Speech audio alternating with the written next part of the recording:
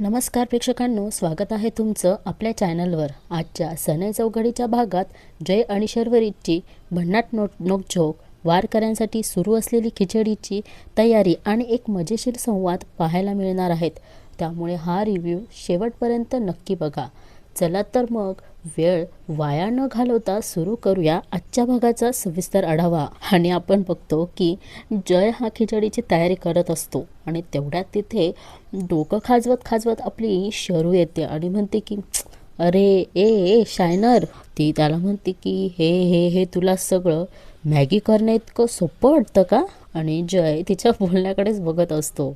शर्वरी त्याला म्हणते की हे बघ, उगाच पुढे पुढे करत जाऊ नकोस। आणि ती म्हणते की हे बघ, एकतर ती साबुदाण्याची खिचडी ना घट्ट करशील नाहीतर चिवट करशील, त्यामुळे कोणाला खाताही येणार नाही। सोड ना तू, त्यामुळे बाहेर जाऊन निवांत भजन ऐकत बस। ती त्याला म्हणते की म्हणजे ना तुला बरं वाटेल। शर्वरी त्याला म्हणते की म्हणजे बराच होशील तू, तुझी चिडचिड करतो ना ती थोडीशी कमी होईल। आणि शर्वरी त्याला म्हणते की डोक्यावर चांगला परिणाम होईल तुझ्या। शर्वरी त्याला म्हणते की हे सगळं जाऊ दे, नाही जमणार हे तुला। आणि जय म्हणतो की मला नाही येणार। आता शर्वरीला काय माहिती की हा मास्टर आहे ते। शर्वरी बिचारी हात जोडते आणि म्हणते की अरे नको ना बाबा, एवढ्या सगळ्या माणसांसाठी बनवायचं आहे, नको ना उगाच एक्सपेरिमेंट करत बसू। आणि आता जय शर्वरीला उत्तर देतो आणि म्हणतो की तू ना बोलण्यात जेवढा एनर्जी वेस्ट करते आहेत ना, तेवढ्यात माझं बनवून झालेलं असतं। जय तिला म्हणतो का आणि तू का मला सांगतेस मला काय येतं काय येत नाही? जा बाहेर जाऊन बस, तुला बोलवलात का कोणी? आणि शर्वरी जयला सांगते की तू यातलं कशालाच हात लावू नकोस, मी बोलवते कोणाला तरी। ती स्वतःच घाबरून जाते की त्यांच्या घरी आलेले आहेत ते उपाशी नको जायलात म्हणून। आणि तेवढ्या शरू एवढ्या घाई जात असते, तेवढ्यात भानू आजी तिथे येतात आणि म्हणतात की अगं काय शरू। आता भानू आजीला पण माहीत नसतं की जय किचनमध्ये साबुदाण्याची खिचडी करतोय। शर्वरी पण सांगत नाही, ती म्हणते की ते साबुदाण्याची खिचडी बनवायची आहेत ना। आणि शरू बाहेर बघते आणि म्हणते की मम्मी बाहेर बिझी दिसते आहेत। भानू आजी म्हणतात की हां मग कोण बनवणार आहेत खिचडी? तू बनवशील? शर्वरी घाबरते आणि म्हणते की मी? ते म्हणते की नाही मी नाही। म्हणजे शर्वरी म्हणते की बाहेरून सामान आणून द्यायचं काम माझं, त्यात मी मास्टर आहेत। आणि ती सांगते की पण स्वयंपाक मम्मी आणि आशुताईच बनवते। आणि आता भानू आजी तिचं बोलणं ऐकत असतात आणि इकडे मात्र जयची खिचडीची तयारी चालू असते। शर्वरी म्हणते की काय आहेत ना, कुठल्या दुकानात चांगलं सामान मिळतं, ताज्या भाज्या कुठे मिळतात, त्या कशा आणायच्या, डाळी हुसळी कुठे चांगल्या मिळतात, आणि मासे ते भाव वगैरे करून कसे घरी आणायचे ते माझं काम। आणि शर्वरी थोडंसं हळू बोलते की स्वयंपाक मला नाही जमत। आजी हसून तिला म्हणतात की ते ठीक आहे, हे बाहेरचं काम आहेत ना ते सुद्धा तितकंच महत्त्वाचं असतं। त्या म्हणतात की स्वयंपाकाचं काय कधी पण शिकता येईल। आणि शर्वरी म्हणते की करेक्ट, पण आजी असं येतच असं नाही, थोडंसं येतं। आणि आता शर्वरी तिचा नवरा कसा असावा असं सांगत असते। पुढे तर फार मज्जा येणार आहेत।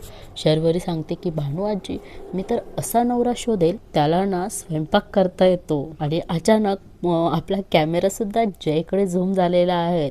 तर आता पुढे काय दाखवायचं आहे प्रेक्षकांनो हे तर तुम्हाला कळलंच असेल। आजी हसून म्हणतात की अरे वा। आणि इकडे शर्वरी म्हणते की ज्याला स्वयंपाक करता येतो तो ग्रीन फ्लॅग ना।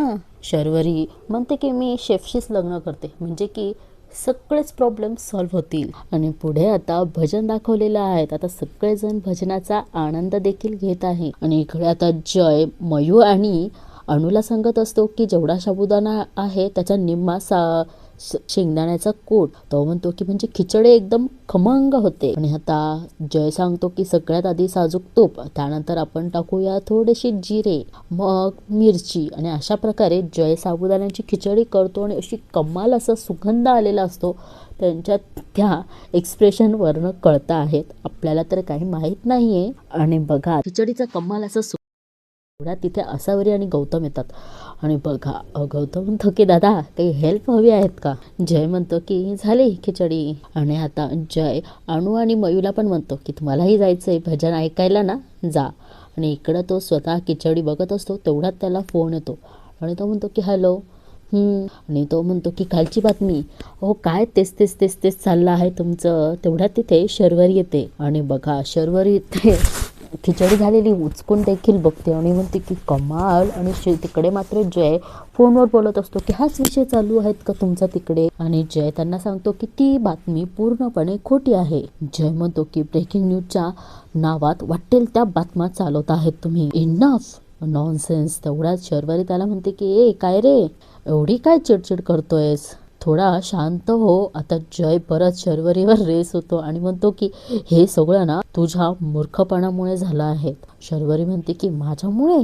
जय म्हणतो नाहीतर काय, कुठे काय बोलावं काही बोलू नये हे कळतच नाही तुला. जय तिला म्हणतो की तुझ्यामुळे लोक मला विचारत आहेत तुमच्या आयुष्यात बाई कधी येणार आहे. ही नाहीये तर कोण आहे तुमची गर्लफ्रेंड. जय चिडतो आणि म्हणतो की कशाला हव्या यांना नुसत्या चौकशा. जय म्हणतो की मुळात बाईच कशाला हवी आहेत आयुष्यात. आणि आता जय शरू समोर परत तेच बोलतो की बाईमुळे काय चांगलं झालं आहे. सगळा गोंधळ सगळा प्रॉब्लेम. आणि शरू त्याच्या बोलण्याला इरिटेट होते हे सुद्धा दिसतं आहे. आणि जय म्हणतो की सगळा प्रॉब्लेम ह्या बायकांमुळेच होतो, जसं तुझ्यामुळे प्रॉब्लेम त्या पार्टीत झाला. आणि शर्वरी म्हणते की हे बस बस बस पुन्हा चालू नको हो. शर्वरी म्हणते की आणि याचं उत्तर ना मी चांगलंच देऊ शकतेस, कोणामुळे हा सगळा गोंधळ झाला आहे ते. शर्वरी म्हणते की तुला सांगून काही उपयोग आहेत नाही, कारण पालथ्या घड्यावर पाणी आहेस तू. शर्वरी म्हणते की तुला कितीही सांगितलंस तरी नाही सुधारणार. शर्वरी म्हणते आणि घरात ना चांगलं वातावरण आहे, मला ते बिघडवायचं नाहीये. आणि जय म्हणतो की ह्या पांडुरंगाचं बरं आहे, बायको असून ती दूर आहे, सुखी आहेस तो. तेवढ्यात शर्वरी त्याला म्हणते की ग्राहक करेस तू थोडासा. आणि शर्वरी त्याला म्हणते की त्या दोघांची लव्ह स्टोरी ना सगळ्यात भारी आहे. आता शर्वरी म्हणते की हे लव्ह स्टोरी पण ना मी कोणाला सांगते आहे. आणि इकडे आता दुसरं भजन चालू होतं आणि भजनामध्ये शाळेमध्ये विठू आणि माऊली असे बनून गेलेले दोन मुलं देखील येतात. शरू त्यांच्याकडनं बॅग घेते आणि त्यांना विठ्ठल रखुमाईच्या पाया पडायला सांगते. आणि ती रखुमाई डायरेक्ट जाते किचनमध्ये आणि जयला म्हणते की मला थोडं पाणी दे रे.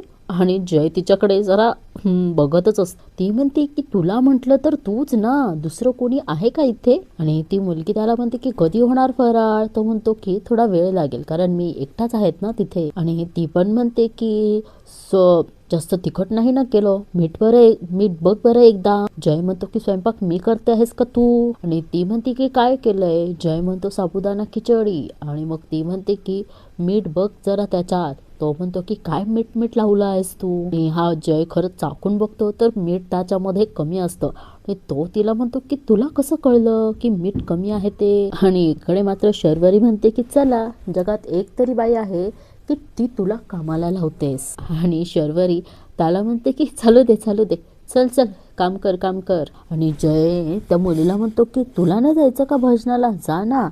ती मुलगी म्हणते की नाही बाबा मी नाही जाणार.